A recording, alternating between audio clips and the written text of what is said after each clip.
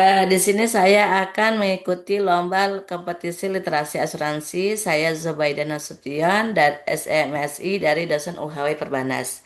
Di sini saya akan mengangkat tentang keamanan finansial pekerja migran. Studi kasus program asuransi.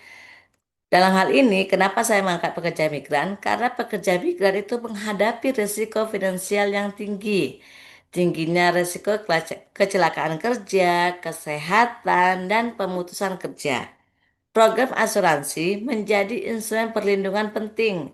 Kenapa? Pekerja migran itu sangat minim terhadap yang namanya perlindungan finansial, apalagi yang namanya perlindungan kecelakaan kerja, yang tiba-tiba pemutusan kerja, dan kesehatan yang sebagian besar tidak dijamin oleh negara tujuannya.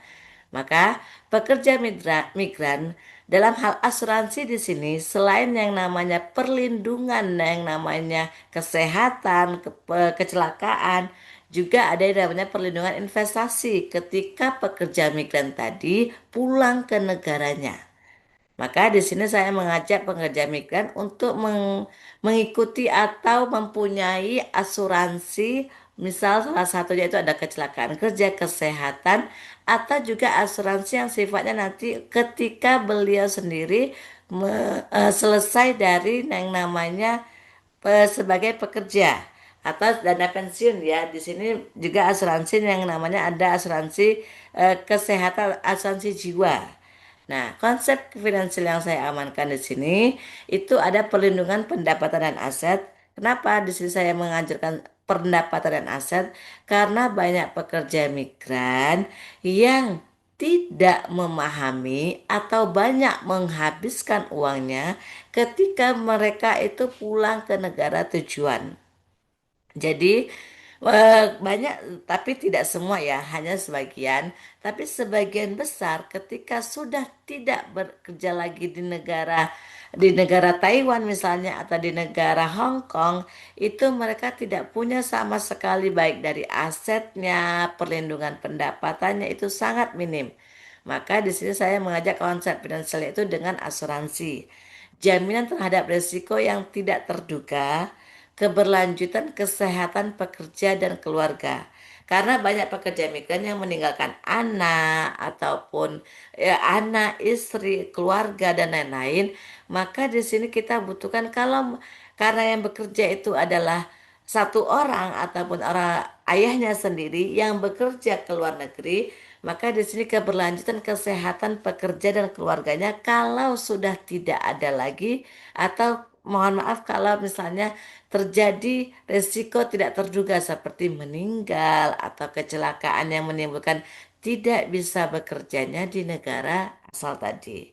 Maka ketika dia pulang tetap harus ada jaminan kalau keluarga dan eh, teman-temannya, saudaranya itu tetap dilindungi dari ya terlindungi atau merasa aman atau memiliki pendapatan pasif ya.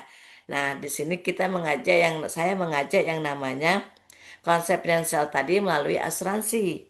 Nah, saya juga sebagai peneliti asuransi, banyak asuransi dari yang mau ada yang syariah, non syariah. Kalau syariah sekarang banyak yang unit syariah, itu asuransi itu sangat bagus. Kenapa? Saya selama ini sebagai dosen meneliti tentang semua asuransi. Jadi jadi di sini saya mengajak masyarakat untuk yang namanya asuransi, konsep finansialnya. Jadi kalau misalnya ada yang namanya asuransi kurang bagus, itu manajemennya, bukan dari produknya. Kalau melihat asuransi itu dari bagaimana salesnya atau bagaimana manajemen tadi itu aset, dan kedua itu adalah asetnya yang banyak. Kita bisa mengikuti asuransi yang memiliki aset tertinggi. Agar apa? Agar uang kita merasa aman. Situ yang saya kan. Nah, manfaat asuransi di sini ada jaminan kecelakaan, hari tua, opsional. Tercatat dari tahun 2017 sampai 2024 ada 2.368 kasus. Total manfaatnya itu yang diterima itu sekitar 55 1,1 miliar. Itu yang saya informasikan. Baik, itu sekian dari saya. Mohon maaf dari kurang lebihnya. Wabillahi taufiq hidayah. Assalamualaikum warahmatullahi wabarakatuh.